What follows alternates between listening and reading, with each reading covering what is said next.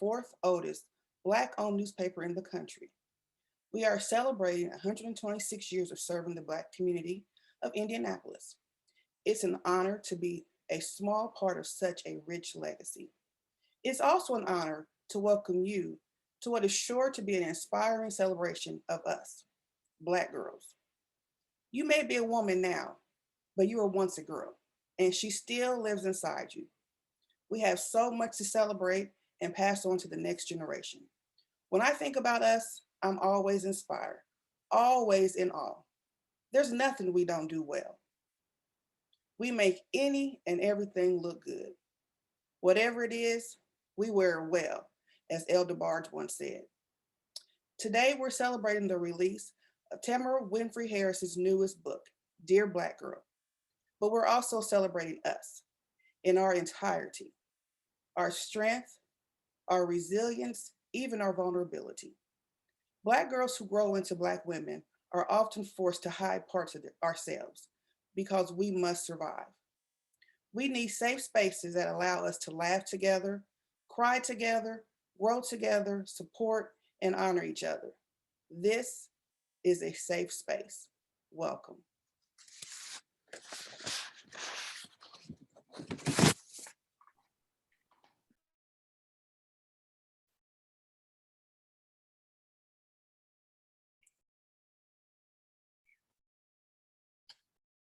Hello, everyone. Thank you, Oshia, so much for that introduction. And thank you again to the Indianapolis Recorder newspaper for sponsoring tonight's event. My name is Shannon Williams, and during the day, I serve as Senior Vice President at the Mind Trust, a local education entity that works to ensure that Black and Brown students in particular have access to equitable opportunities and high-performing schools. But at night, I am telling you guys, I am one of the biggest book nerds ever. I absolutely love reading, which is why I'm so excited about our discussion. Tonight will be a conversation amongst Black women in a laid back and comfortable manner, just like we chat with our girlfriends over dinner or at the beauty shop. It will be fun, relaxing, and certainly informative. This discussion is for us, as Oshia said, and it's by us because no one understands the complexities of being Black and female the way we do. And because of this, we also want the discussion to be engaging. So please use the question and answer function in the chat or post your questions on the Recorder's Facebook page feed so you can participate in the conversation. All right, let's get started. It brings me great pleasure to introduce the lady of the hour, Mrs. Tamara Winfrey Harris, who authored the book, Dear Black Girl. I consider Tammy an advocacy writer who checks folks who perpetuate racist and sexist mistruths about Black women. Tammy unapologetically champions us, and that is evident in her writings that accurately depict our experiences and examines the intersectionality between politics and pop culture and race and gender. In her first book, The Sisters Are All Right, Changing the Broken Narrative of Black Women in America, Tammy busted myths and exposed truths about Black women in a candid and authentic manner that is her signature style. The Sisters Are All Right received numerous awards and recognitions, including the Phyllis Wheatley Award, Indie Fab Award, and the Independent Publishers Living Now Award. But Tammy's work extends beyond books and includes essays that have been published by numerous entities. When she's not writing, Tammy spends her time working on Centering Sisters LLC, an organization she founded that unapologetically addresses the needs and issues of Black women, girls, and femmes. So thank you, Tammy, so much for joining us. I'm excited to have you. I am totally excited to be here. And I am really excited to debut, before we have our conversation, to debut the trailer for Dear Black Girl. And I believe we're going to play that right now. Sounds great.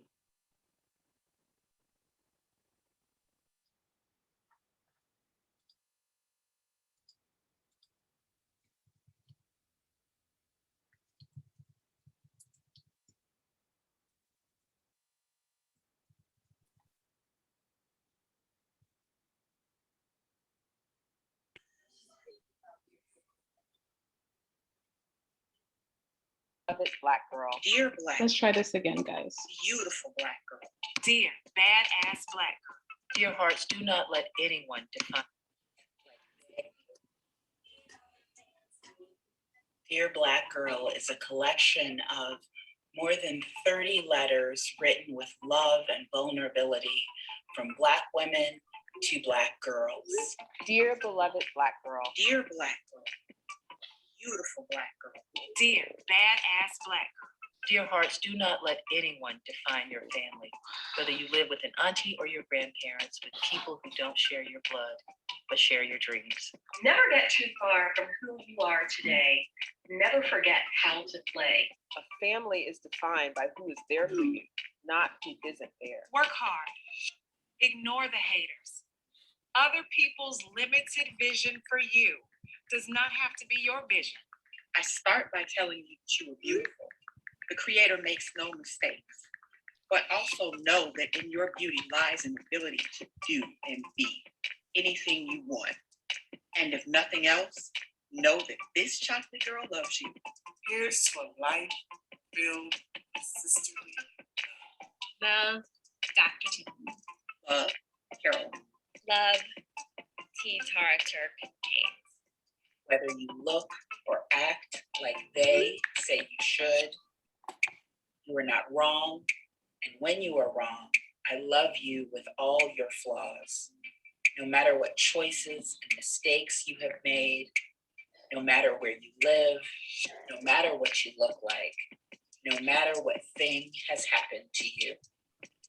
And the greatest thing that you can learn is to love yourself unconditionally too. Maybe the hardest thing you have to learn. I hope the letters in this book show you how.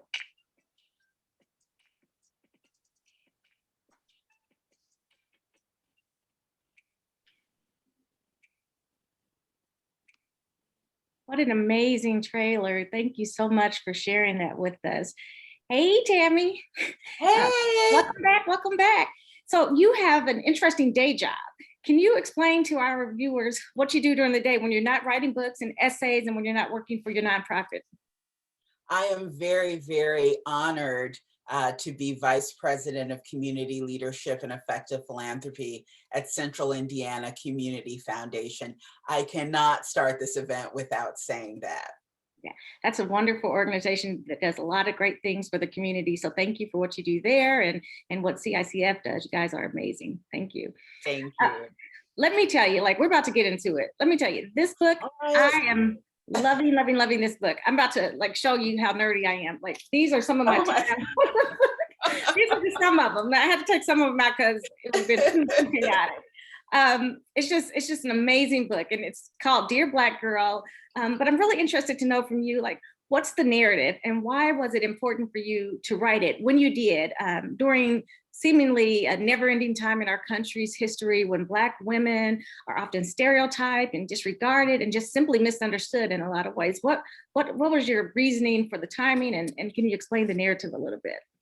So one thing that I know, and I know you know, that, you know, as Black women and girls, we are faced with so much negative propaganda about ourselves. We have been followed by stereotypes about who we are over centuries.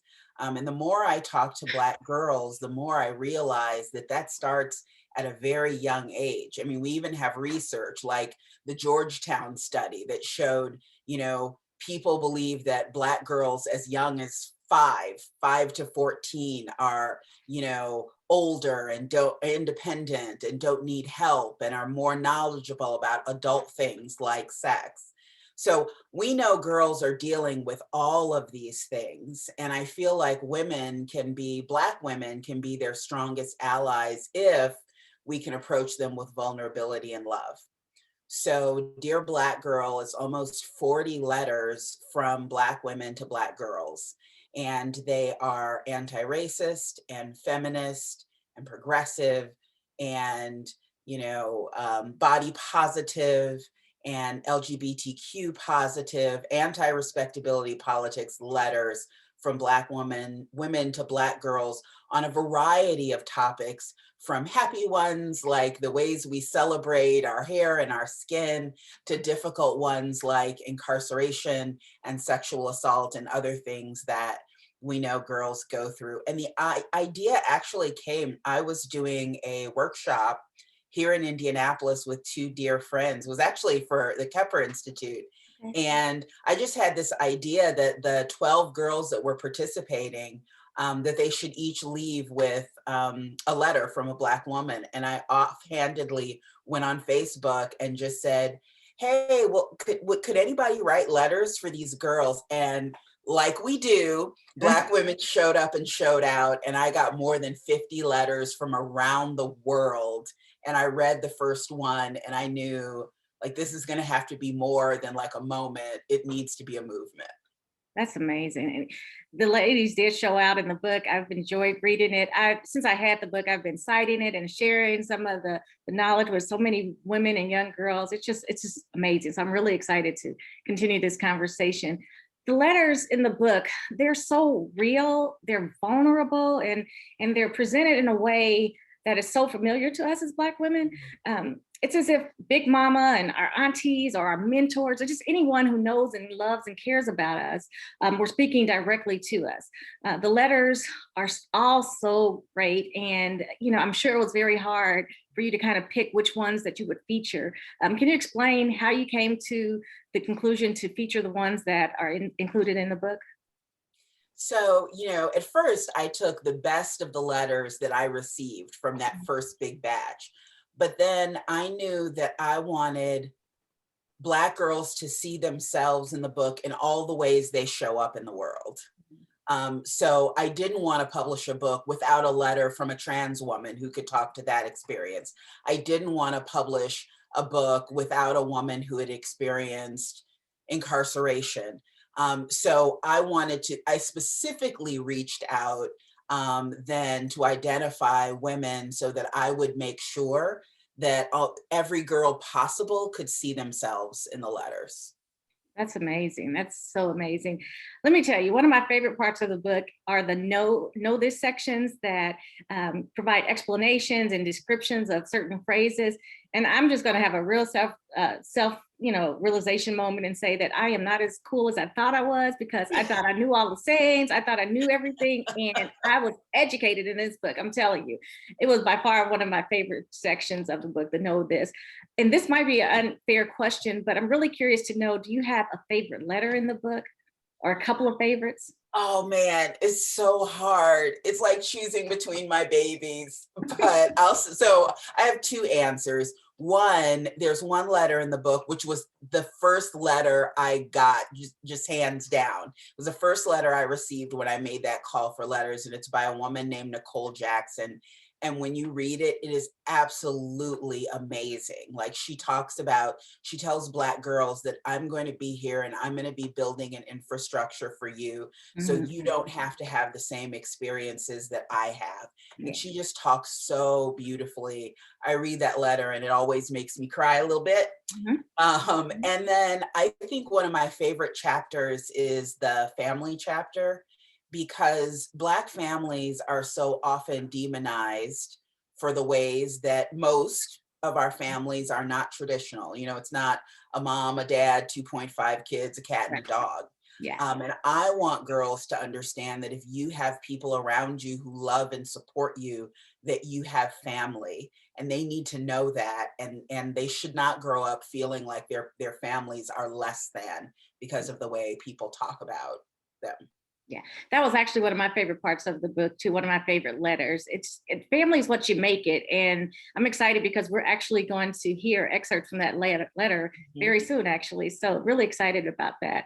I did have a question. So in the preface of your book, you wrote, and I quote, "Black girl, the world looks at you with a white patriarchal gaze, a fixed negative view that says whiteness and maleness are superior and valuable, while you, Black and a girl, are deficient. It makes your life harder. It makes my life harder too. We are sisters in a unique struggle. Can you talk a little bit about that? And I'm sure that excerpt was certainly part of your motivation for writing this book too. Well, it goes back to that study I mentioned, and many others that show that, the idea that people think that Black girls are more aggressive or angry or have attitude problems or are hypersexual, like all of those things affect the way girls are treated in school, in their own communities. But like we just saw a 9-year-old girl up in the news get pepper sprayed in the face. And told she was bringing it on herself. There are consequences to that, and it's a hard discussion to have with girls, but it's real. And to pretend that it's not happening does them a disservice. But what they also need to hear is that despite what other people say, you are okay. You are okay as you are in your own skin. And those of us who've come before you, we've heard all those things, we've withstood all of those things, and we can share a little bit of what we know about how, so that you can be better than us. That's what I want for girls now, is to be better than me and better than you and have a better time than we have, even though we're pretty awesome. We are very awesome. Want them to be better than us. Right. It's hard to be better than us, but it's hard, but yeah. And that's something that I really appreciate about the book. And I know readers who will come to read it will appreciate too. We talk about it being vulnerable. So there are things that the book addresses that aren't comfortable, that are really tough and challenging in a lot of ways.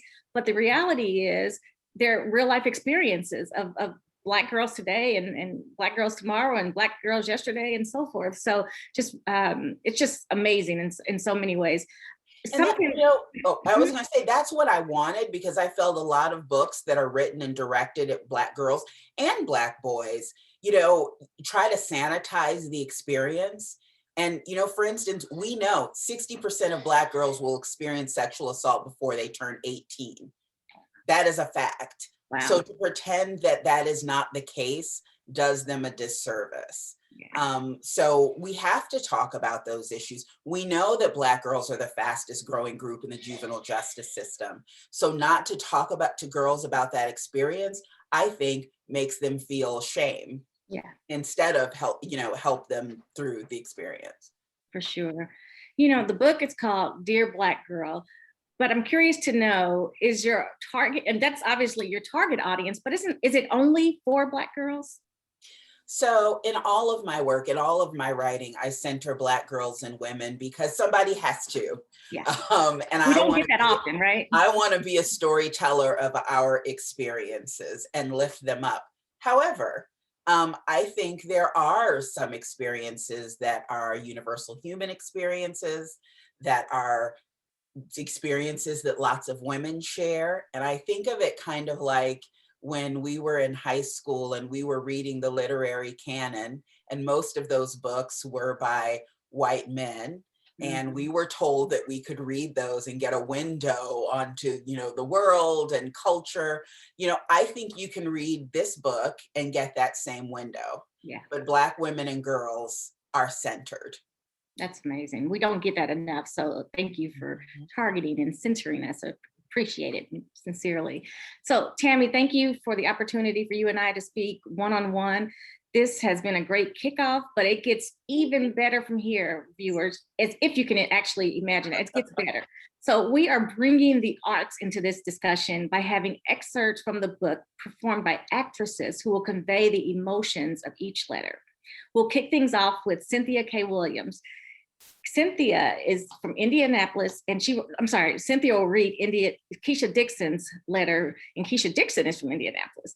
Cynthia was born in Berlin, Germany, primarily grew up in Kansas City, Kansas, and graduated from the prestigious theater school of DePaul University in Chicago. You can watch Cynthia now on the new drama series, Coyote, streaming on CBS All Access and Paramount Plus.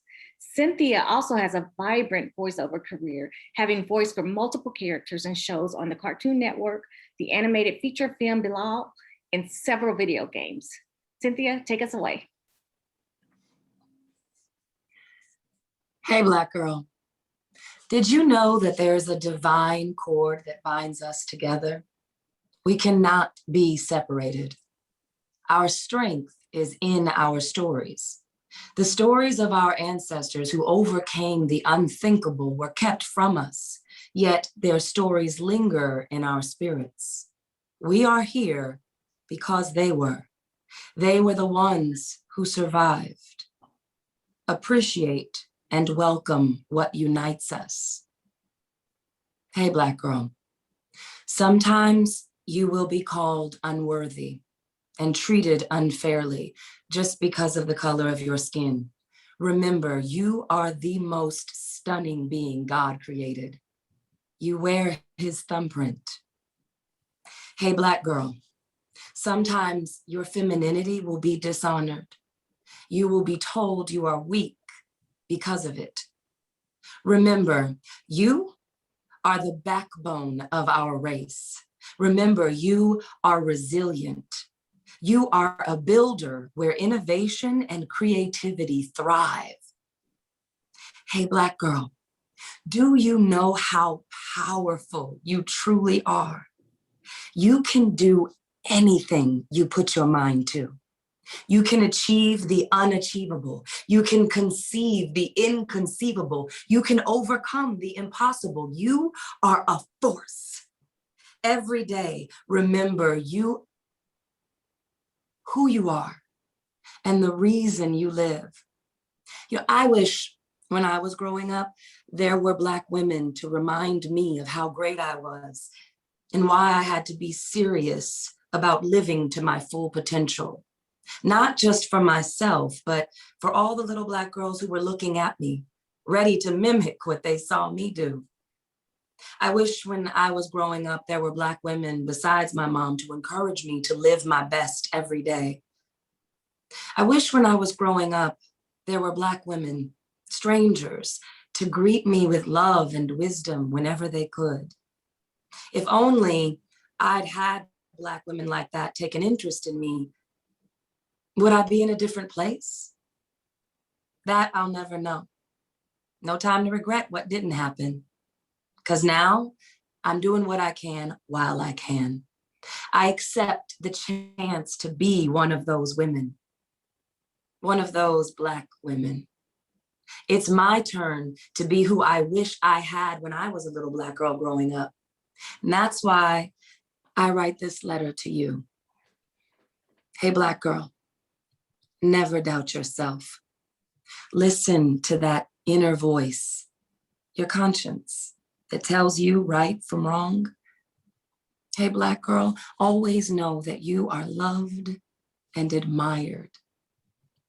I am proud of you and the woman you will become.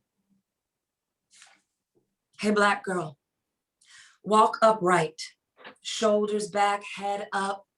Dress in a way so that the world knows that you are the daughter of the queens who birthed you and the grandmothers who laid breadcrumbs for you to follow toward your greatness. Set your sights high and believe in yourself. You are the keeper of what makes us phenomenal, our Blackness. Hey, Black girl, don't listen to people who tell you you can't. Don't listen to people who tell you you ain't pretty. Don't listen to people who tell you you ain't smart. No, don't drink the Kool-Aid. Black girl, you represent the future of Black power, Black culture, Black love.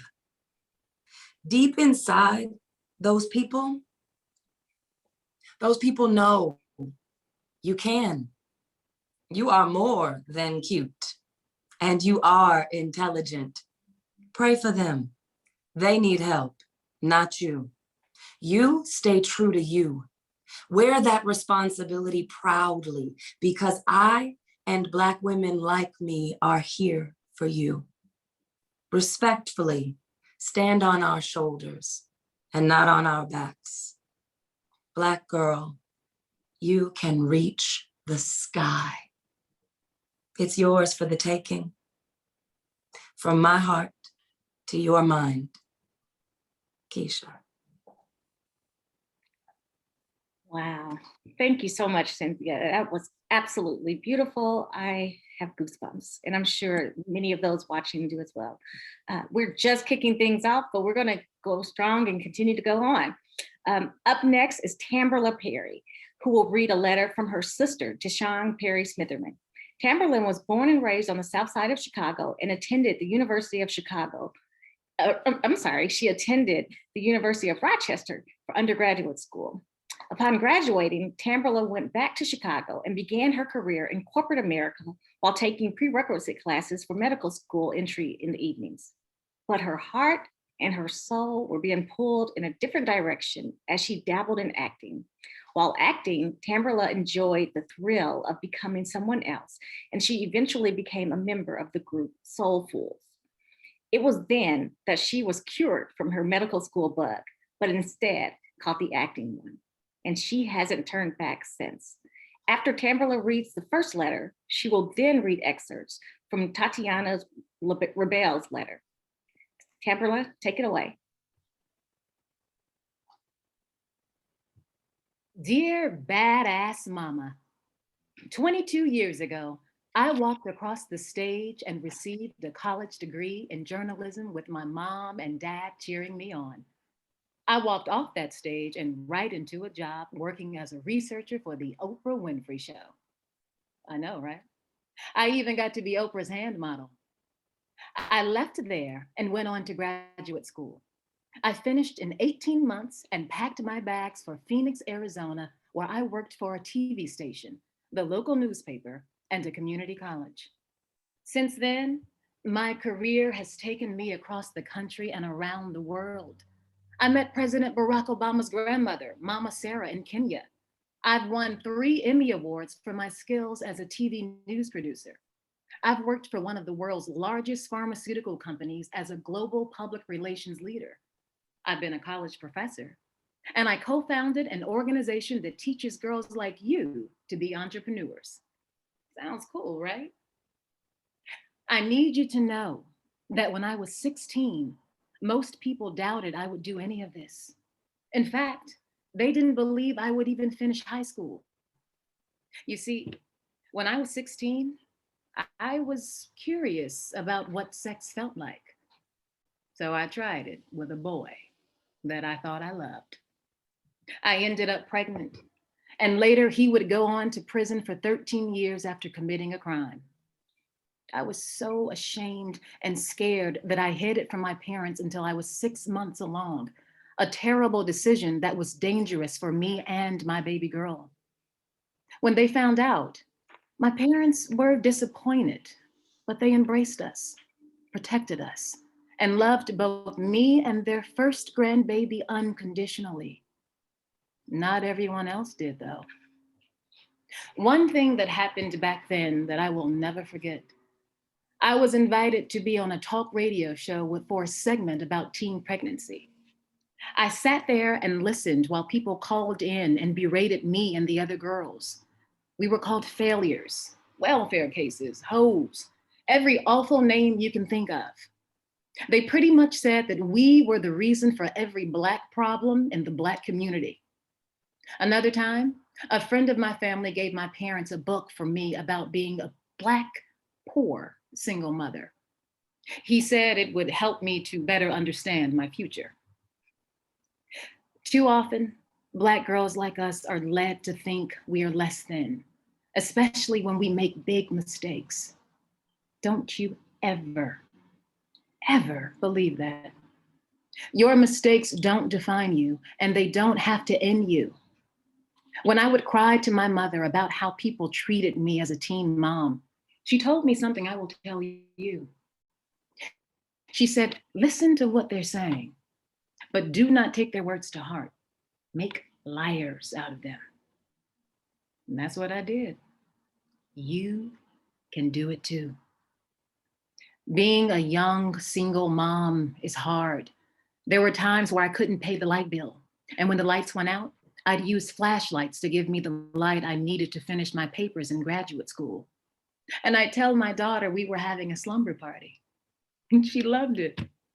There were times when I had no car, so in order to get my daughter to school, I rode her on the back of my bike. There were times when I was working the overnight shift in Phoenix that my daughter would sleep beneath my desk because I had no other place for her to go. There were many times when I had to rely on the kindness of strangers to help, and I would pray those strangers wouldn't wrong us. I learned that it was always okay to ask for help. This all seems so long ago now. My little girl, the daughter of a teen mom, is all grown up and a mom herself. She is thriving as a fashion designer, making women feel beautiful in vibrant, custom-made dresses and skirts. I am proud of her and proud of me. The work, the tough road, the hardships paid off. My baby girl turned out okay. And the triumphs, the laughs we shared, the lessons we learned while we were growing up together brought us so close that we are inseparable now.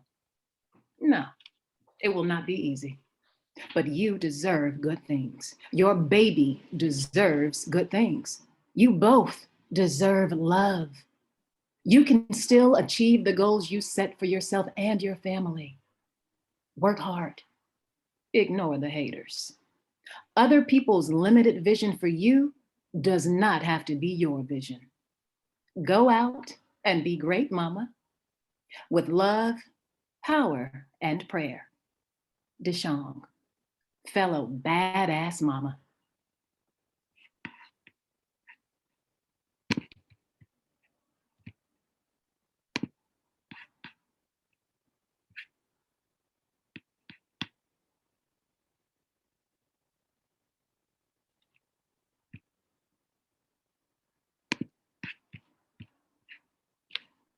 My dearest queer and questioning Black girl,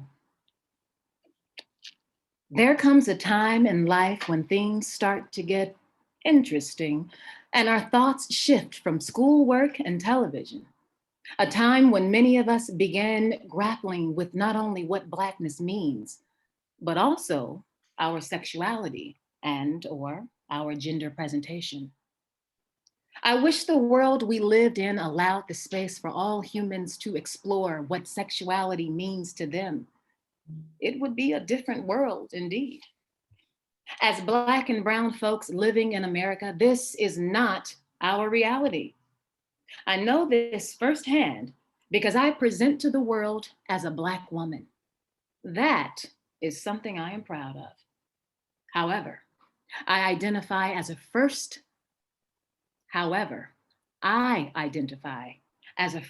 generation Afro-German non-binary person, as well as a mother, writer, curator, and organizer. All of these traits form who I am, and I am grateful for every one of them. I am still learning who I am at the age of 41. I give myself permission to continue learning until my last breath. My journey was not easy, and most likely yours will not be either. The journey to self never is. That is what makes life beautiful and worth fighting for. None of our stories are the same. There is no guide to coming out, and that's not what this will be. I hope that my words will carry you through the storms and remind you that you are not alone. And the only person that can define you is you. Be patient with yourself. It's not going to be easy, but it will be worth it. You will go through life hearing horror stories and know the pain of losing people simply for being who you are. Just know that for every one of those stories, there are hundreds more queer people in love with their life. Households filled with people not afraid to love themselves out loud. Streets where you can hold your beloved's hand and be affirmed. Cities that see you for the human you are. You can be successful and gay. You can be trans and accepted. You can be your complete, authentic self and find love. You can be gay and proud, and you can be Black or POC proud. You create your own narrative. So why not create a space within yourself to be all things? You will find people that will accept you fully as you are. And the biggest gift you can give yourself is the chance for that future. Your heart will get broken, as does anyone's heart who is brave enough to love. You will have to come out 100 times and it won't be fair, but it will be a chance for you to solidify the bond with yourself, as well as let you decide who is worthy of knowing the whole you.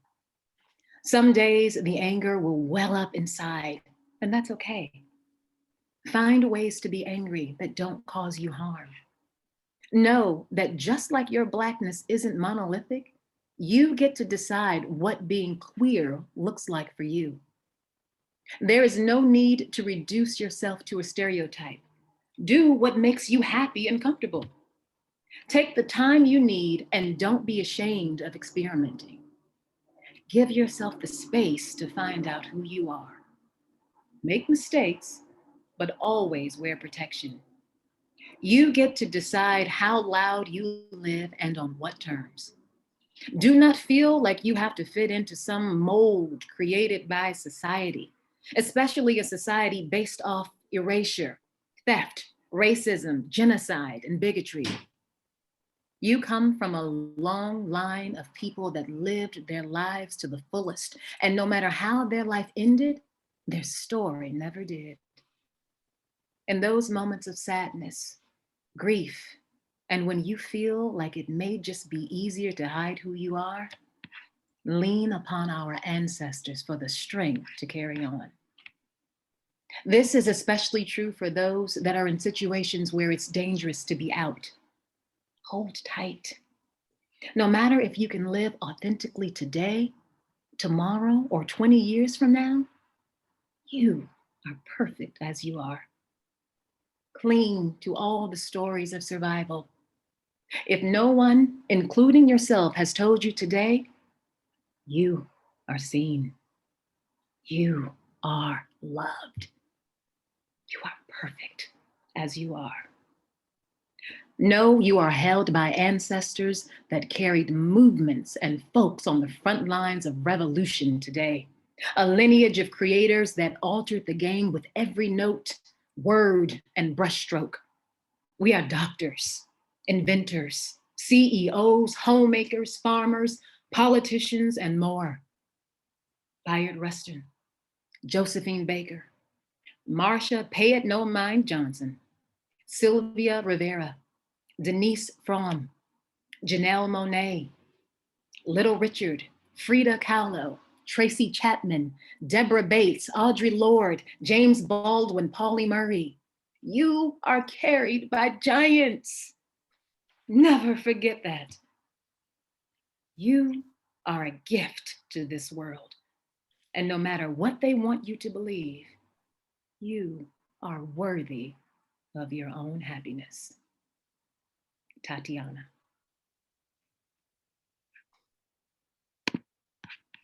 So much beautiful Black girl magic going on right now. Just exciting, exciting. Thank you so much, Tamberla, for that. Those beautiful portrayals. Thank you. Our final letter will be read by Donna Sheely. Donna will read the work of Disha Pilyau. Donna is a multimedia maven, a graduate of the Hampton University and the University of Indianapolis. She began her radio career in 2005. Donna is currently a resident of Atlanta, where she hosts her Saturday Love and Sunday Vibe show weekends from 3 p.m. to 7 p.m. on Classic 102.9. Donna is also an actor and voiceover talent who has appeared in several commercials, stage plays, and films. As if that weren't enough to keep her busy, Donna is a dance instructor who runs her own video production company. Donna, take it away. Dear beloved Black girl, as a kid growing up in the 1970s and 1980s, I watched a lot of TV. No, really, I mean a lot of TV.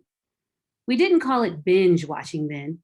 And for most of my childhood, there were only 3 channels with no shows on demand.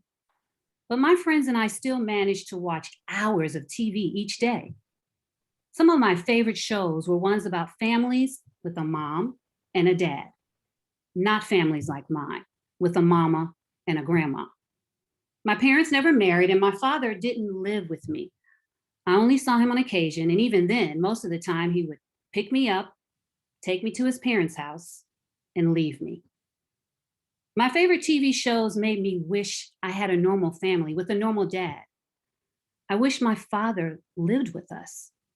I wish he was around to give advice and to go on vacations and keep his promises the way a TV dad did, or at least try to make it up to me when he broke his promises the way a TV dad would. TV dads also didn't lie, drink too much, dodge child support, and live apart from all their children. I loved my father, but he made me feel ashamed. He was a deadbeat dad, a walking stereotype of the absentee Black father. He was those things, and if he was those things, I wondered as a child, what did that make me? I loved my father, but I was ashamed because he lied to a judge and said I wasn't his child, trying to avoid paying child support. I was ashamed, even though I hadn't done anything wrong. I felt lonely a lot as a child. My mama and grandma showered me with love and attention, but the hole in my heart was shaped like my father. I don't know what it's like to be a daddy's girl or to have a father be proud of me and my accomplishments. I loved my father, but I didn't start to have a relationship with him until the final months of his life. He died when he was 54 and I was 34. I cherished those months, but I wish he would have been more present in my life when I was a child. Maybe your dad lies too and doesn't keep his promises. Maybe he doesn't help take care of you. Maybe he isn't around to cheer you on at your games or make sure you've done your homework. Maybe you've lost count of the ways he's hurt you and let you down. I've been there. My mother pushed me to have a relationship with my father that he didn't want. She pushed me to respect him as a father, even though he did nothing to earn that respect. I grew up in the church and we were taught that the Bible says you must honor your father and mother. I wanted to be a good Christian, so I thought that meant I had to act like my father was a good dad, like a TV dad. I thought I had to keep forgiving him, even though he never asked for forgiveness or changed how he treated me.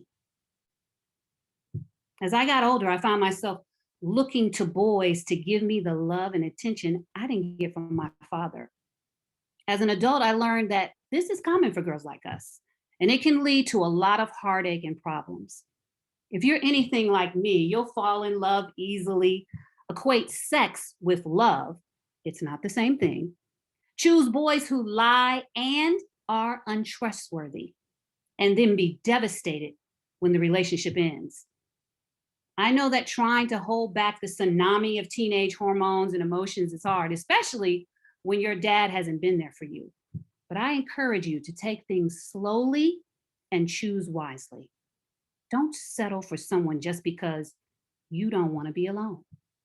If you take one lesson away from this letter, let it be this: it's better to be alone than to be with someone who doesn't treat you with kindness and respect the way you deserve to be treated. And did I mention that sex and love are not the same thing? Okay, good. Back to my father. As I got older, I was confused by his behavior. Why wouldn't he want to be there for me the way his father, my granddaddy, was there for him and his 5 siblings? My grandparents were married for more than 60 years. To my knowledge, my grandfather was always present. But now that I'm an adult, I understand that being there for your child means more than just physical presence. I don't know if my father experienced the kind of parenting that I needed from him as his child. I don't know if he knew how to be a good father. Now that I'm almost 50, I can see my parents as not just parents, but as people. I can see them as people with their own trauma, fears, and grief from when they were kids and as adults. I can see them as people who hurt and disappointed me, but who were also hurt and disappointed by others, including their parents. The fancy term for this is generational trauma. Unless we deal with it, we will pass down pain and bad choices from generation to generation. That's not to excuse my dad or your dad for the ways they failed to be fathers we needed them to be. Generational trauma isn't an excuse, but it is an explanation that helps girls like us better understand the choices our parents made. But understanding alone isn't healing. The kind of relationship we had or didn't have with our fathers impacts every aspect of our lives. How we see ourselves, how we see the world, who we share our lives with. So healing is important. I don't know the ways that your dad wasn't there for you, but I know that whatever happened, it wasn't your fault. And I know that your healing can begin there. Push past the shame. Tell someone you trust how you feel. Ask for help dealing with your feelings. Therapy has helped me deal with my feelings about my father. Also, I've always loved to read, so I turned to books for healing as well. The Fatherless Daughter Project is a book that has helped heal my father wounds. I didn't read it until a few years ago. I wish I read it when I was your age. Some people believe that forgiveness is required in order to heal. For them, that may be true, but I don't believe that's true for everyone. Instead of being taught to honor and forgive a father who did not deserve it, I wish that as a child I'd been taught to honor myself and my feelings. Forgiveness is complicated. We don't owe anyone forgiveness. We owe ourselves compassion and tenderness and time. Don't let anyone pressure you to forgive your father. In fact, question everything, especially those things that require you to put other people's feelings and comfort before your own. Too often people demand this of Black girls and women. They say we must be silent about our pain in order to lift up Black men for the sake of the Black community. This is a lie, plain and simple. We must love ourselves first. Learning to love myself has helped me heal. Today, I have 2 daughters, and they have a wonderful father. Thanks to him and other men I know, I've seen good Black fathers in action.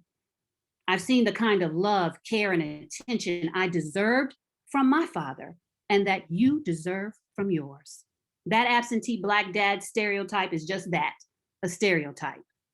Research shows that Black fathers, married or not, are actually more active in their child's lives than other fathers. Something else I've learned, there's no such thing as a normal family, and one family type isn't better than another. A family is defined by who is there for you, not who isn't there. The people who love and care for you and who you can count on, that's your family. And one final and very important thing I've learned, you aren't defined by how your father treated you. If he wasn't a good father, know that you deserved better. My hope for you is that you thrive in the world as someone who deserves love, respect, and honesty. Because you do. Love, Keisha. Epic. Thank you so much, Donna. Such beautiful portrayal. Really appreciate it. At this time, I want to invite all of our beautiful actresses back for a quick conversation. So joining us will be Donna and Cynthia and Tamberla. Hey. And bring Cynthia and Tamberla on.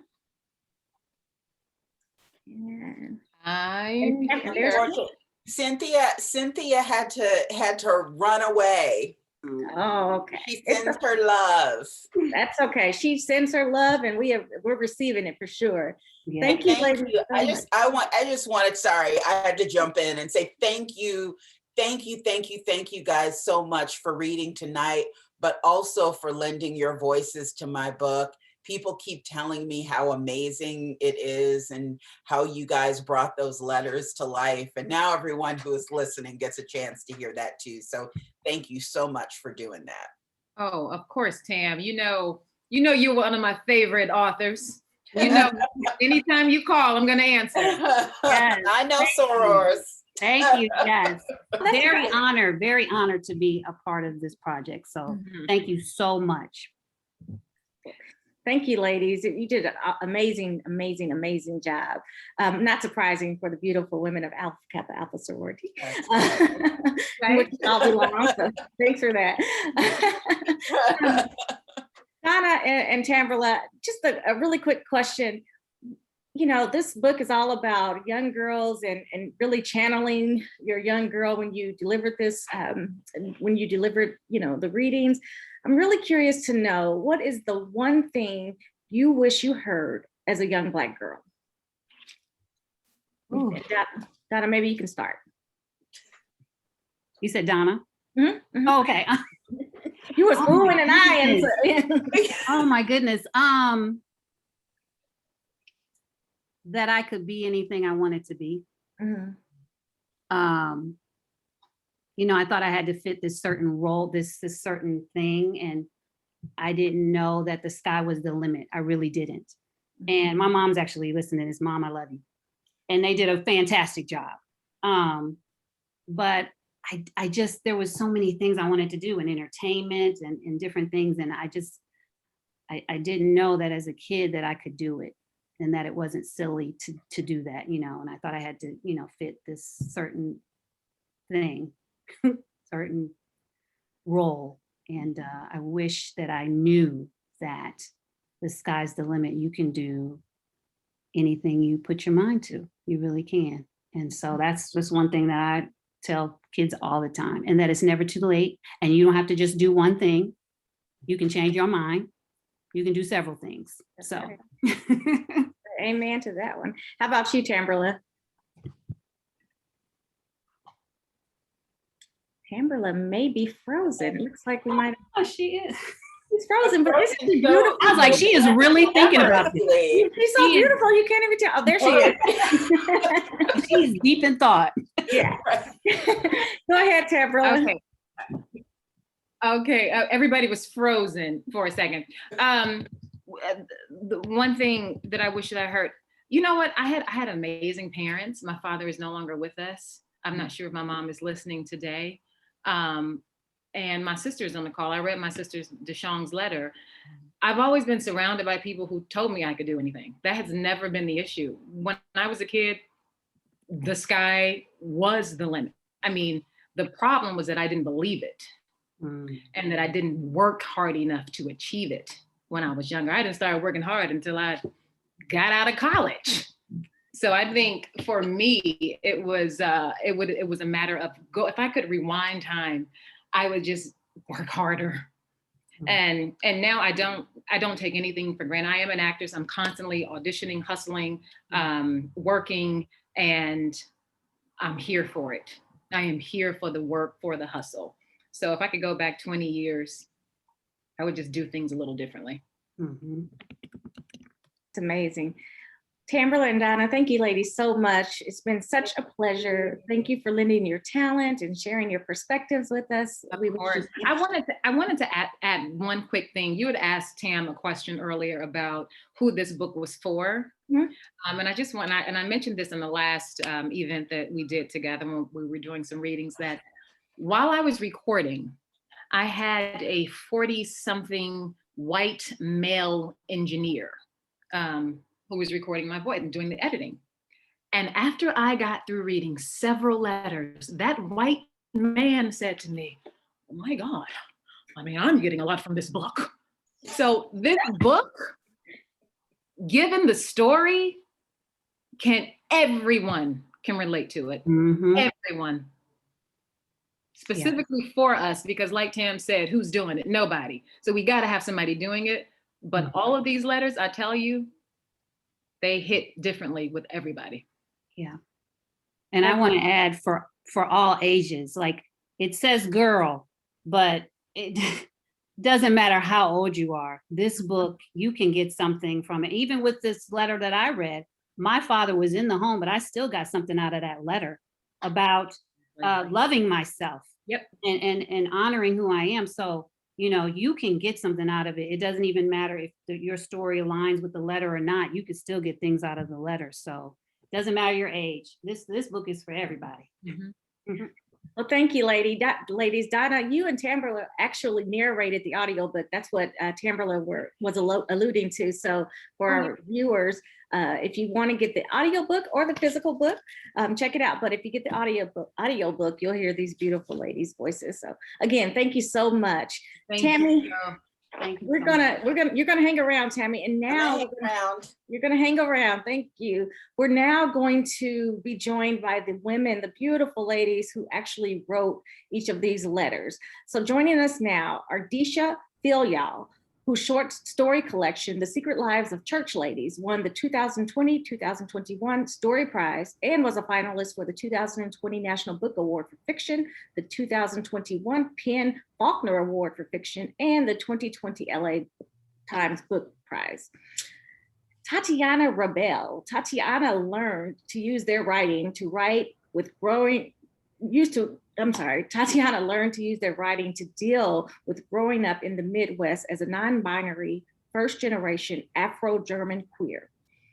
They have been fighting for social justice for the communities of color and QT biopic rights for several years. Keisha Dixon is a veteran arts administrator, master practitioner, community advocate, and experienced fundraiser. She has become the most respected and revered leaders in the Indianapolis arts community and throughout the nation. Keisha is a trailblazer who currently serves as the executive director of the Asante Art Institute of Indianapolis. And Tamberla Perry Smitherman is a strategic communications professional within the sectors of pharma, energy, and media. She currently works as a global communications leader for Eli Lilly, one of the world's largest pharmaceutical companies. Her work focuses on diversity and inclusion and the company's racial justice initiatives. And of course, we still have the beautiful Tamara Winfrey Harris, author of Dear Black Girl. Ladies, thank you so much for joining us. I'm so excited for this portion because we can really dig into the heart of the book. So I do want to remind viewers to post your questions in the chat on the Recorder's Facebook page. We'll make sure to try to incorporate some of those questions for sure. Tatiana, I'd like to start with you. You present as a Black woman, but you identify as a first-generation Afro-German non-binary person. You also identify as a mother, a writer, and an organizer. In your letter, you discuss the importance of creating your own narrative, and you reference using the strength of our ancestors to carry on. Explain to young girls who are watching this, and also the women, how they can create their own narrative and how they can channel their strength, especially from our ancestors. I mean, I think one of the things that we forget about, that there's so many generations that have come before us that have existed just as we do, but haven't had the chance to be able to speak that into existence, right? Even though we just now have a lot of the language that especially the younger kids are very adamant about using to be able to show the world who they are. Even before we had the words and the language, we've all existed prior to. So that was something that really kind of held me. It was learning about those that came before me that helped me understand that. And it was actually the Asante's Legacy, the children's theater when I was in it, that helped me to understand that, you know, Blackness wasn't just a monolith, and it was something I was able to like carry into my life of identifying as queer and really trying to figure out who I am outside of what expectations are put on me from the outside world, right? Like, I am very honored to be seen as a Black woman, but also know that I am more than just that, and trying to find that in myself. And I just really hope that people take the time to like really kind of delve into who they are outside of the narrative that's like kind of being forced at them. Amazing. Thank you very much. Deshawn, first of all, let me say that I love how you addressed your letter, Dear Badass Mama. That's so you, so you. That's beautiful and empowering. It's amazing. So you've worked for, in my opinion, the queen of the world, the Oprah Winfrey. You've earned your graduate degree, you've won 3 Emmy Awards, you met President Obama's grandmother, and you work for one of the world's largest pharmaceutical companies right now. Yet, by society standards, when you were a teenager, you wouldn't have amounted to anything because you were pregnant at age 16. So in your letter, you say, and I will pull it out of my notes. In your letter, you say, too often Black girls like us are led to think we are less than, especially when we make big mistakes. Don't ever, ever believe that. Your mistakes don't define you, and they don't have to end you. Can you provide some advice, particularly for young mothers who probably feel the weight of the world on their shoulders? Like, how can they find their motivation? What are some of the strategies that you used? Can you guys hear me okay? Maybe a little staticky. First of all, thank you so much for giving me this platform to share a little bit of my story. Tamara, I have the book. This is wonderful, you guys. Make sure that you get this book and read all the stories. And then I'm also drinking to you tonight too. This is a night of celebration. But back to the answer to the question, I would say that if there's ever a young girl in my situation, to, some of the things that I said in the letter, make sure for sure that you work hard, but also make sure that you are, as Deisha is saying in her letter, surrounding yourself with people who are going to support you. I was very fortunate to have a village supporting me. My mom and dad, when they first found out, my mother found out at a track meet. I was 5.5 months pregnant and I was running in a track meet. And she was like, you kind of slow there. You usually do a little bit better than second to last place, but what's going on? Are you pregnant? I couldn't even say that I was pregnant, and I was 5.5 months by this time. I couldn't even say it. It had to be her asking me. And from the minute I told my mother and she told my father, they built this hedge of support around me, that just kept me super, super strong throughout. And although I had this terrible shame that I had let them down, embarrassment, I wanted to hide the fact that I had this, that I was pregnant, and that even after I had the child, I even hid her from people for a very long time. I still had these parents, these siblings, and then some members of my family, not everybody, who supported me. So find that family, find that village of support. If there are mothers and grandmothers on this call today, be that village of support. Here's the thing about all of this. It's just a moment in time. It is a moment in time. I was 16 years old and brought this child into the world. And I just thought about what I wanted to do next, who I wanted to be. And those things were just so important to me. And like I said, everybody around me, they knew that this was important to me, and they wanted to help me to focus on getting there and in being successful. And there were really some tough times when Cody, my daughter's name is Cody, she's a fashion designer, as mentioned, wittybycody.com. I always have to put out a plug for her. But when her father went to jail, it was catastrophic for us. We were no longer together, but even he was a part of the support system initially, so to have this part of that support system go, it was terrible for like 13 years. And, but I still had people people who were willing to jump in and to help. But I also had just the thoughts in my mind that I was going to be somebody. So just be that village of support, look for that village of support, share with them what your dreams, your goals, your ambitions are, your hopes and your fears. And if they're not with you, let them go. Because there are going to be some people around who say yes and who want to take this journey with you and want to support you and want to be there for you. And those were the people that I found in my life. I get to be Deshong's friend, and I find her so inspiring. I've heard this story. She's like I love her parents and her brothers and sisters. And I think they exemplify, like, we know how society views Black girls and Black boys, Black people. We know that we're judged more harshly.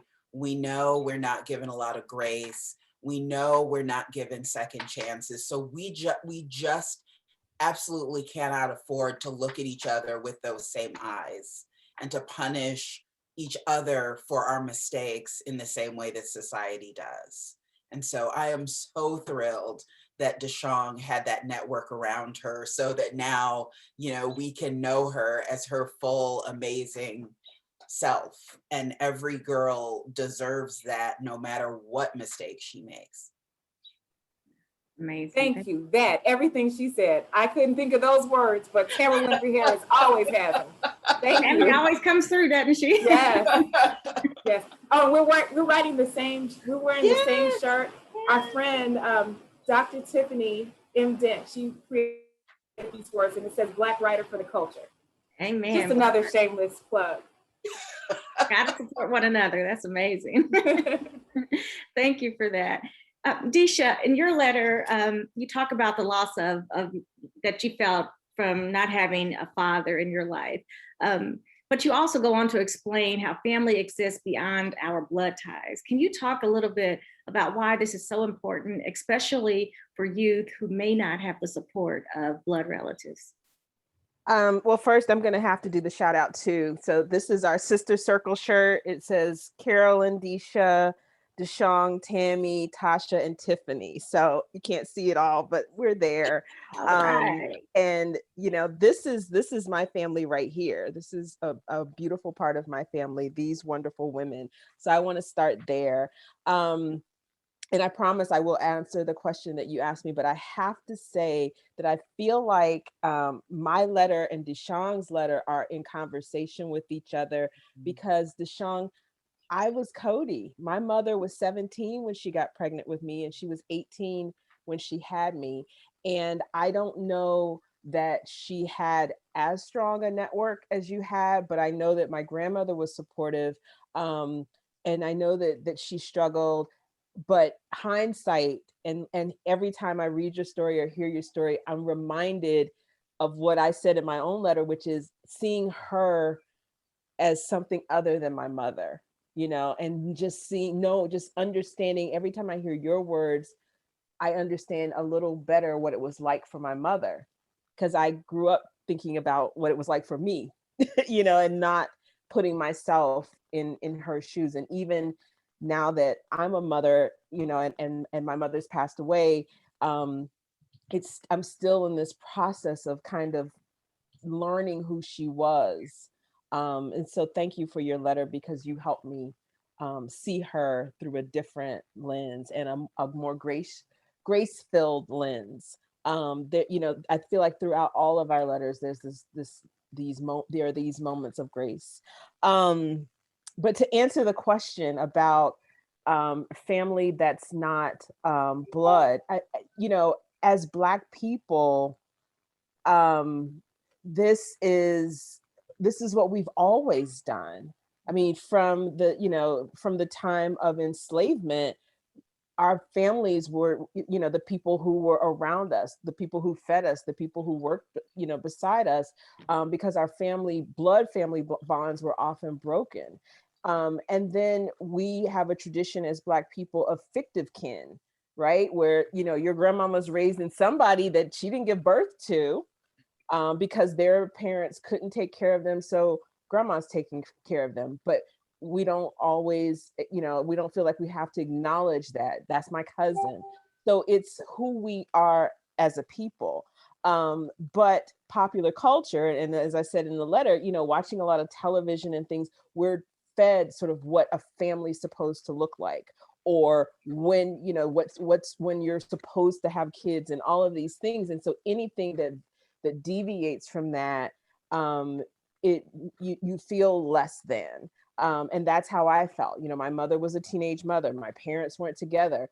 And so I think that one of the things that's important is so that people don't feel like they have to hide. So we all can celebrate different family formations. We all can claim each other. I think maybe we've gotten away from that. You know, I don't know if young people talk about play cousins like we used to, but we refer to ourselves as sisters. All of that really matters. Those aren't just words. You know, the women on my shirt have been a lifeline for me, and they are my sisters. Starting with Tammy. Tammy's the one that brought us all together, as she does. And so I am so happy that she is my family. Thank you for that. I love you, Deisha. I love you too. Hey, Miss Keisha, how are you doing? I am well. How are you? I'm doing wonderful. I always get so excited when I have the opportunity to interact with you because you're full of so much wisdom and grace. So thank you for joining us. Shannon. Yeah, and you know, in your letter, you talk about the way Black women treat and interact with Black girls and how important that is to their development on so many different levels, socially and emotionally, even. Your letter expresses how growing up, you wish you had Black women to encourage you, to take an interest in you, and to just greet you with love and wisdom like you do for so many young women today. Can you discuss why Black women must invest in our Black girls and perhaps give examples of what that investment could look like? Because it can take many shapes and forms. Investing in Black girls is probably taking time with them and looking at them. It's acknowledging their presence in your space is probably the most important and impactful thing that you can do. I missed that. I remember I grew up in a dysfunctional household, so I don't remember parents holding hands or showing love. I don't remember hearing encouragement. And it was a long time before I recognized who I was and how I was supposed to carry out my life. And it was because people came into my circle, into my space, and started to instill knowledge into me about the history of African people, about why it is so important that we honor our ancestors, and that is an obligation to keep their memories alive and to keep our culture alive, and not to allow anyone to disregard our culture. So that all became important. And what I realized, especially with the work that I was able to do through my affiliation with Asante Children's Theater, now Asante Art Institute of Indianapolis, it is something when you take time out and show love, that you care to a young person, and especially a girl. They look at us for reassurance. They look at us for acknowledgement. They look at us for validation. They look at us to model the behavior that they want to aspire to be. So we have a lot that we have to carry. So taking time, just stopping and acknowledging them and lifting them up and encouraging them to be their best self is probably the most important thing an elder can do in the community. And now that I am an elder, I'm 67 years old. So oh yeah. You're telling on yourself. Yeah, no. Oh, you know why? You know why it is important that people know where wisdom lives. Mm-hmm. It is important that you let them know. So that means when there's a situation that maybe they cannot handle, they know that they can come to a person that's been here longer than they have, and we might know something that can help them.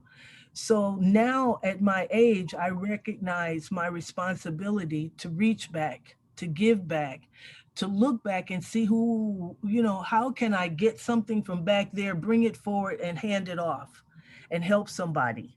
When I look at Tatiana, oh my God, we got grown people came through Asante now. They're in their 40s, and to look at them and to see how they have blossomed and how they contribute to the world, then you know what you have done was what you were supposed to do. You were supposed to water that seed that had been planted. So it is, I tell everyone, and I just say this all the time, take time. Take time. When you see young girls, speak to them. There's nothing like turning around and saying, hey, Black girl, do you know who you are? Do you know why you're here? How can I help you be who you're supposed to be? That's my job. That's my job. I'm here to help you. Now, I may have expectations that are higher than you have for yourself, but that's because I see the potential inside of you. So my job is to push you. That's amazing. And I love what you said about watering seeds that have been planted. That's what we have to do. We must do. It's our responsibility because someone has done it for us. So thank you for that. If you don't know, I just wanted to say for people who may be listening and watching who are not from Indianapolis, like Keisha and Tatiana are like creative giants. Like they are amazing. I am in awe of their creativity. Oh, and wow. Keisha's my Ethiopian food and honey wine buddy too. All right. Yes. And Tamara, while I have the mic, I'm taking the mic just to say you are a phenom to come up with this initiative and give everybody an opportunity to share themselves in this way. That's God. And so I thank you for having that vision and for following through. Thank you very much. Thank you, friends. That's brilliant, brilliant, brilliant. A bottle of honey wine on me. Yeah. That's amazing. One of our viewers is asking where she can find the Black writers for the culture tea. So Tammy or Deshawn, you want to give a plug?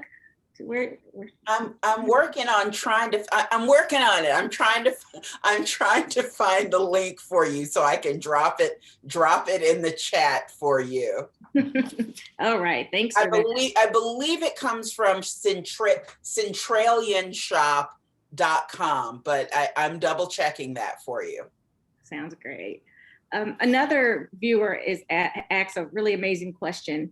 As Black women, how do you know who to be vulnerable to and when you are looking for someone to lean on? Anyone in particular want to take that one? Keisha, I see you thinking. Yeah, who to be vulnerable to. That if you're vulnerable to yourself, then you don't have a problem being vulnerable outside of yourself. And that takes a lot. It's not about, because we live in a mean world. So you can open yourself up to somebody, thinking that they receive you and understand that you are sharing something that's very deep. But don't be surprised when they slap you down. Don't be surprised when they, don't receive it the way that you gave it, because we live in this crazy world. But the fact that you could put it out in the universe, look how far you have come, that you are not keeping it inside and allowing it to eat you from inside out. Amazing. I think we have to find a way to be vulnerable with each other. Mm-hmm. Because I said that we can be each other's best allies. And because, I was very, very honored that Tarana Burke gave me an endorsement for this book. And several times as I've been traveling around and talking about this book, I've thought about the story that she tells about the origins of the term Me Too. And she talks about a 13-year-old girl talking to her about sexual assault that she was experiencing and asking herself why she didn't tell that little girl me too, because she had had that experience as well. I don't think we say me too to each other nearly enough for a lot of reasons. And because of that, if we can't be vulnerable with each other, then we suffer alone. Which means our joy, it means our triumphs are alone too.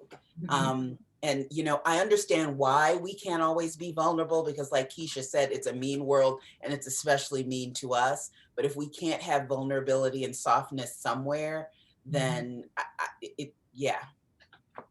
That's amazing. It's hard for older women.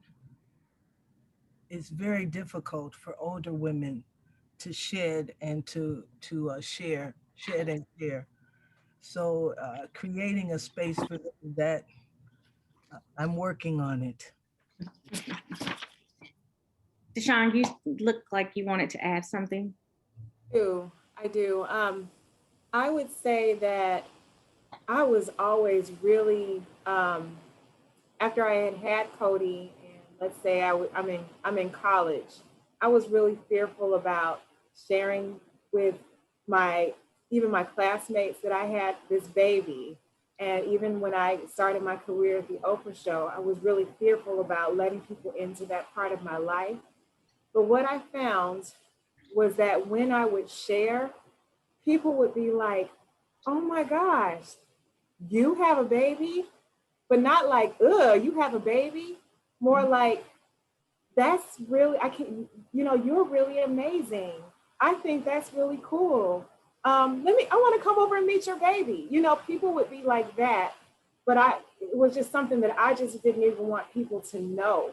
But I had to be vulnerable, at some point, because like I couldn't make it to an event because I didn't have a babysitter, or I couldn't make it to work because my baby was sick. So I had to tell a boss. And when I started to open up, I ended up finding that there were other people who were like me, who felt the same, and we could begin to share with each other. And then again, more support, more help, less stress, and more opportunities for me to continue, on my journey to, wherever I was trying to get at that point in my life.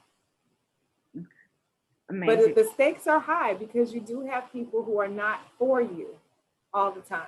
So it's always a risk. Amazing. Thank you so much for that. Ladies, I am telling you, the time has gone by like entirely too fast. It's just, we could have another discussion, another 2-hour discussion focused on this wonderful book by Sister Tammy. We've got to wrap up though, because folks have things to do and work and children and families to tend to and self-care to give. So I want to give each of you ladies an opportunity to let our viewers know, like, what's next for you? What's on the horizon for you as individuals, in your creative selves or professionally? Just explain what's next. And Disha, you can kick things off, please. I'm still writing. I have a number of projects that I'm working on. None are getting enough attention, but still getting up 3 mornings a week with Tammy and Deshawn and writing stories, essays, those sorts of things. So that's what's happening. Also, buy Disha's book, Secret Lives of Church Ladies, is amazing. Thank you. She is award-winning, Disha Filia.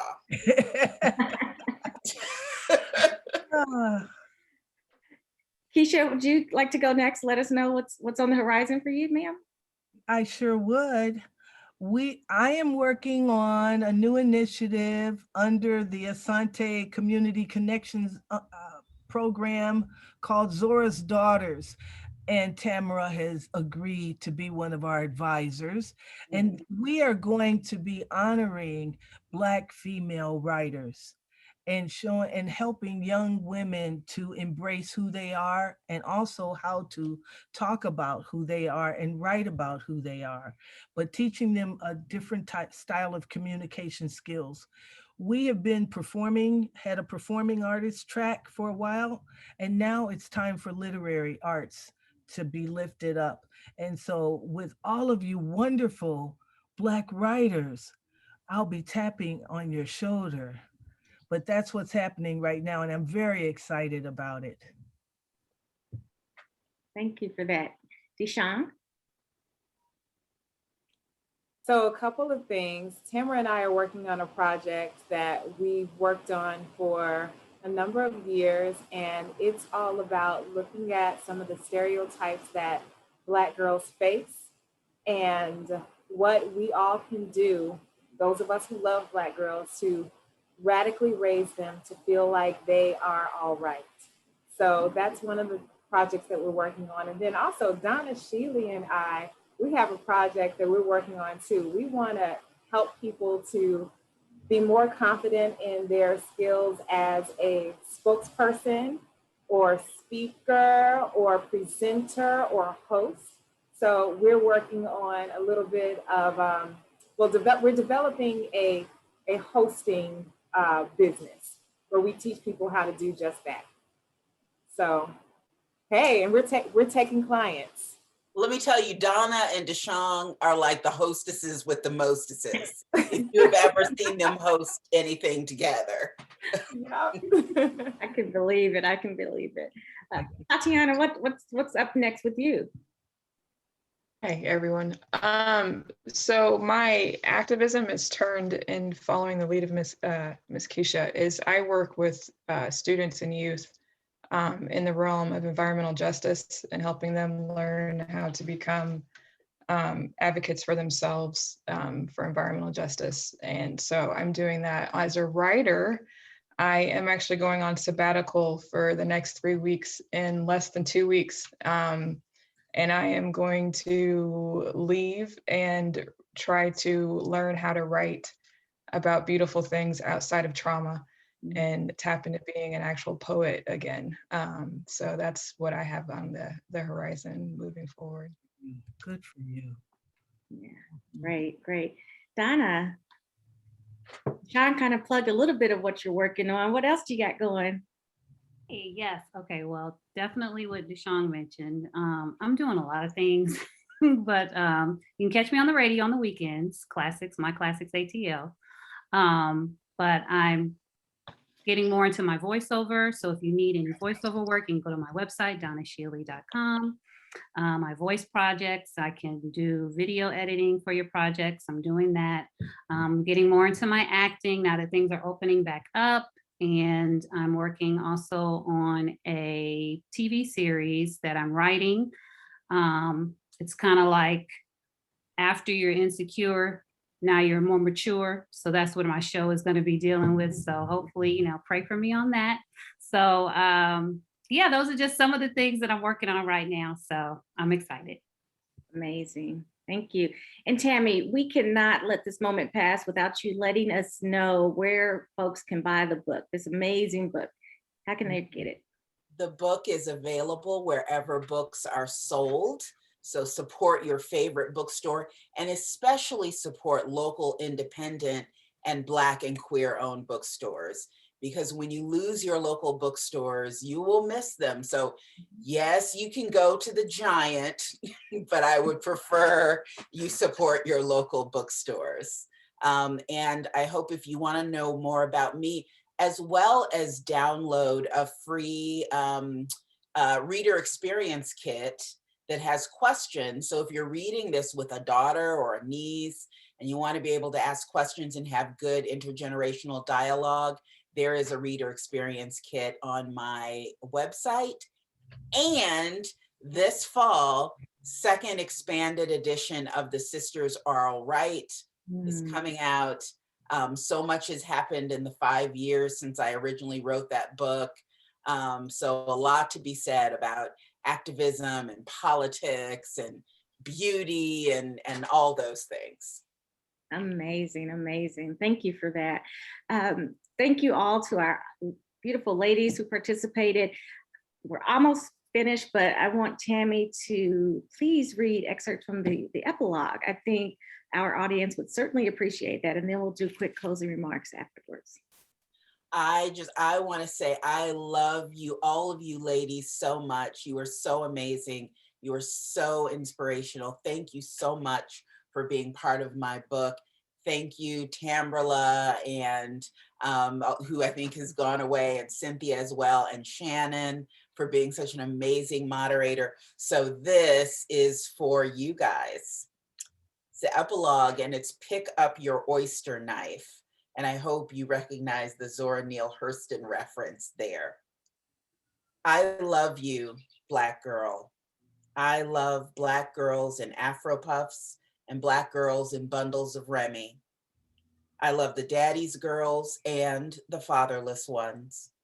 I love the little girls who make straight A's and the ones who skip school. I love the hood girls and the suburban girls and the country girls too. I love the quiet girls and the loud girls, the lip smacking, smart talking ones. I love the saved girls and the heathen. I love the girls who stay in sweatshirts and J's and the ones in the tight Fashion Nova fits. I love the happy girls and the anxious girls and the girls battling depression. I love the trans girls living defiantly. I love the girls in the library and the ones on the basketball court. I love the virgins and the young mamas. I love the girly girls and the butch girls. I love the girls who fight.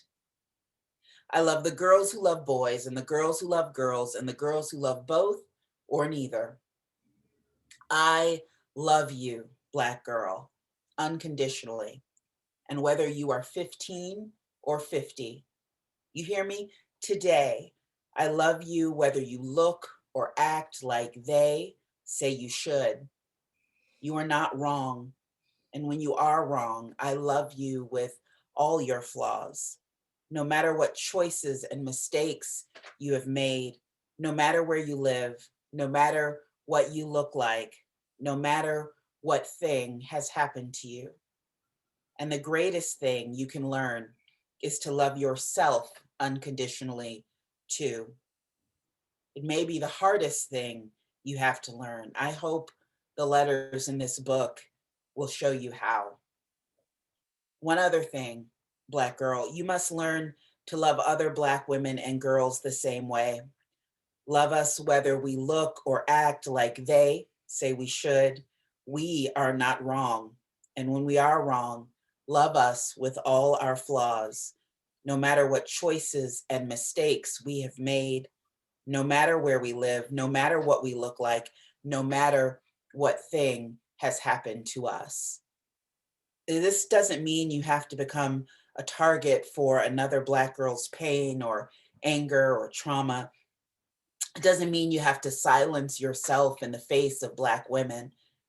It means you must give your sisters grace and understanding, the benefit of the doubt.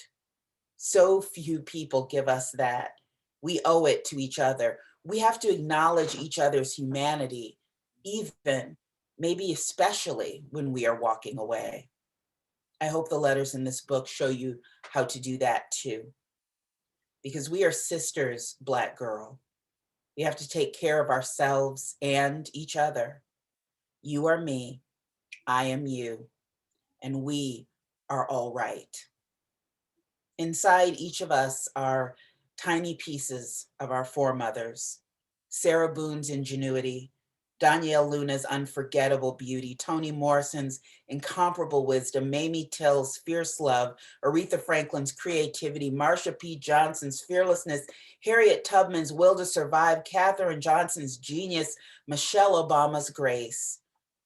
Black girls are made of all that magic, birthed in the African sun, baptized by the Middle Passage, and burnished by America. That is a power that no one else can claim, just us. We are sisters. You are me. I am you. And we will get free together. Zora Neale Hurston, a great Black woman writer, once said, "I do not weep at the world. I am too busy sharpening my oyster knife. An oyster knife is a utensil used to crack open the shell of an oyster to get at the tasty meat inside. Zora meant that she wasn't wasting time thinking about the hard parts of being Black and a woman, and she didn't care what other people said about her. She was busy trying to get at all the good stuff life had to offer. Celebrate your Black girl life. Celebrate us. Be like Zora and get that oyster girl. Thank you. Such beautiful, beautiful Black girl magic. Thank you so much, Tamara, for reading those beautiful words. And thank you just for your innovation, your creativity, your love for Black women and girls, your commitment and dedication to us. You are just incomparable. And I salute you, my sister. I salute you. Thank you. And thank you to all of our panelists, the beautiful women and actresses who read and portrayed these wonderful works of art. Thank you to each of the letter writers. Thank you, Oshia, and to the Indianapolis Recorder for serving as sponsor of this amazing event. And thank you also to the attendees who were very engaging and asked a lot of great questions and gave a lot of sister support and Black girl love and just, it's just been amazing. So thank you all so much. And do not forget to pick up your copy of Dear Black Girl, hopefully at local Black owned bookstores. We got to support local. And Deshawn is holding up a copy of the book. And here's mine. Thank you all so much. Have an amazing evening. Thank you, Shannon. Thank you, my sisters. Thank you, Shannon. Thank you, Tamara. That was absolutely beautiful. That was awesome. Thank you so Good job, much. Tam and Donna. Thank you. Good night. Good night. Night. Good night, Deshawn. Nice meeting you. Hey, nice meeting you too. I'm gonna sign my daughter up. Come. Yes. I ran into Mama Sabra over the weekend at lunch. So yes. Wonderful. Thank you. See you soon. Thank you. Okay. Thank you. Bye now. Take care. Bye-bye.